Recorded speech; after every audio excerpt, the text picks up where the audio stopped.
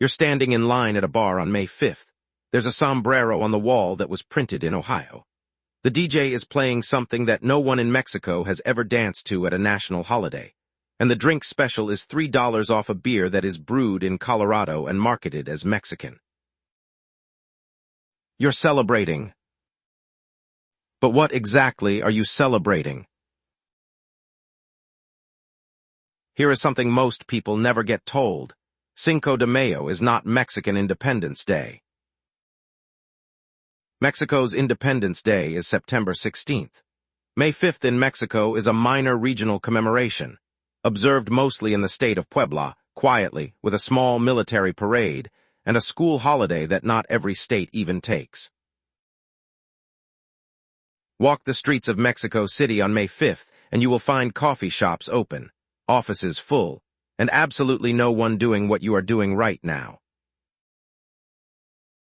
So how did a minor regional anniversary in one Mexican state become the second largest beer-selling day in the entire United States? Bigger than St. Patrick's Day, nearly as big as Super Bowl Sunday. Someone built this, and it wasn't Mexico. Let's go back to where it actually starts. May 5th, 1862. The French Empire, the most powerful military force on the planet at that moment, had sent 8,000 of its best soldiers into Mexico to collect a debt, and if we're being honest, to build an empire in the Western Hemisphere while the United States was too busy fighting itself to stop them.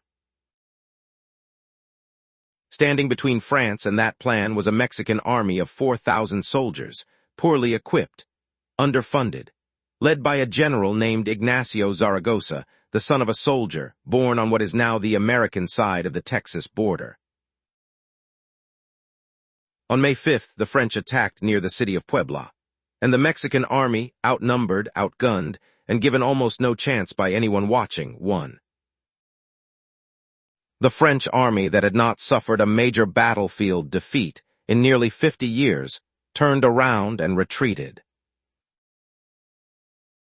An impossible victory. A moment so improbable that when the news reached the outside world, people genuinely did not believe it at first. And this is where the story gets complicated.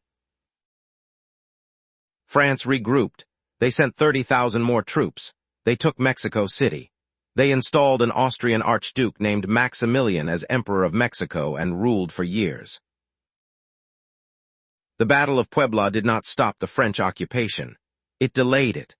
The victory was real, but the war was not over, and Mexico has complicated feelings about how the whole story ended. Which is exactly why Cinco de Mayo never became a major national holiday in Mexico.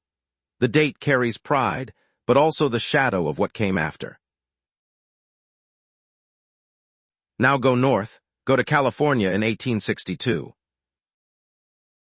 The gold rush had pulled thousands of Mexican immigrants into the mountains and mining towns of the Sierra Nevada. They were far from home, living in a country that was increasingly hostile to them, watching their homeland get invaded by a European empire. When news of the Battle of Puebla arrived in California, carried by newspaper and word of mouth, those miners celebrated like their own survival depended on it. They fired rifles into the air. They organized fundraising drives to send money and supplies to the Mexican army. And in the small mining town of Columbia, California, they held what historians now identify as the first recorded Cinco de Mayo celebration, not in Mexico, but in the Gold Hills of California in 1862. That is the real origin of this holiday, not a government decree, not a marketing calendar. An act of solidarity by displaced people holding onto their identity. Fast forward to the 1980s. Cinco de Mayo had grown slowly through Mexican-American communities in the American Southwest. A cultural touchstone, a day of pride, a community ritual. Then the beer and spirits industry discovered it. Modelo, Corona, Jose Cuervo. They began pouring advertising money into May 5th, campus promotions, bar specials, national campaigns. By the late 1990s and into the 2000s, Cinco de Mayo had been fully absorbed into American pop culture as a drinking holiday. The cultural layer, the solidarity, the battle, the miners in California, was buried under merchandise and margarita deals. Here is what I want you to hold on to.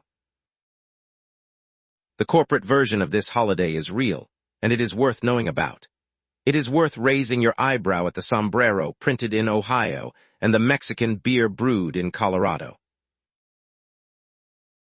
But underneath that layer, underneath all of it, there are miners in the California mountains in 1862 who read a single newspaper story about an outnumbered army winning an impossible battle and felt something shift inside them. They weren't celebrating a government holiday. There was no government holiday to celebrate. They were saying, "We are still here, our people are still standing, we have not been erased." That is what Cinco de Mayo was before anyone tried to sell it back to you. And every time you know that story, every time you tell it to someone who didn't know, the original meaning wins a small battle of its own.